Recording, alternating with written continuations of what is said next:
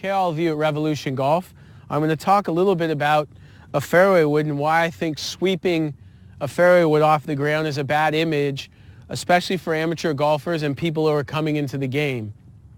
If I look on my TrackMan at the attack angle of the over 100 players from the PGA Tour I have hitting 3 woods and 5 woods, when they're hitting those fairway woods, they go anywhere from hitting 5 degrees down on it at the extreme to what I've seen is the most shallow is about 1 degree down, but on average it's around 3.5. So that means that the club is still moving 3.5 degrees down through impact. So what you need to understand is sometimes when we think about sweeping or trying to pick the ball with a fairway wood, I think what happens is it gets people focused on staying on their right side and then trying to scoop it. And hence the reason is that they hit a top because their understanding is not great. So what I want you to understand is when I set up here with my ball position, I have a 7-iron here.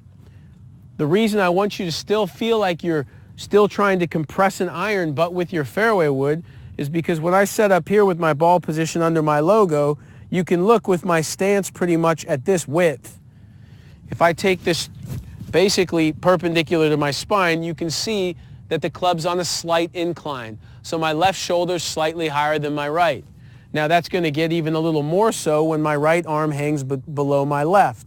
So from this point here now, I'm set up into position. Now when I go to a fairway wood, the reason I still want you to focus much like an iron, and we'll explain how you do that, is when I get to a longer club, I need a wider foundation. So even if my ball position still stays under this logo, my stance is wider. You can see now if I get this perpendicular to my spine, it's on much more of an incline. So the width of my stance is going to drop my right side lower, which is going to allow me to be slightly more shallow but still steep enough to pinch the ball and get it up in the air, but not as steep as an iron.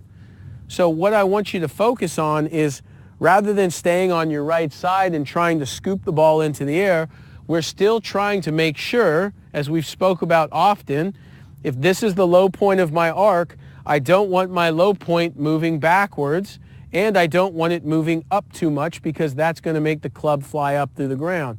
So what I'm focused on from here is I've started again 60-40, 60% pressure in my left foot, 40% in my right foot. Now as I'm pushing into the ground and I'm turning around that imaginary pole as my axis, from here, like I said, the width of my stance is going to help me be less steep.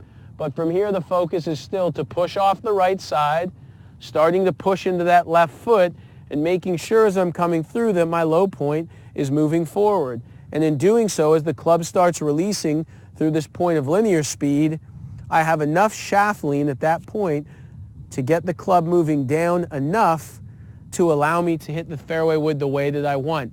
And if we get too shallow with our fairway wood, we're going to hit it on the bottom of the face. So once again, it's going to launch too low and spin too much and burn out in distance. So the difference between a fairway wood and an iron all comes from about 5 inches of width in the stance, but you still want to be principled in focus on making sure that the pressure's on the left foot, you've moved off the right, and that the shaft is still leaning towards the target and moving up the inclined plane, and your fairway wood play will get much better.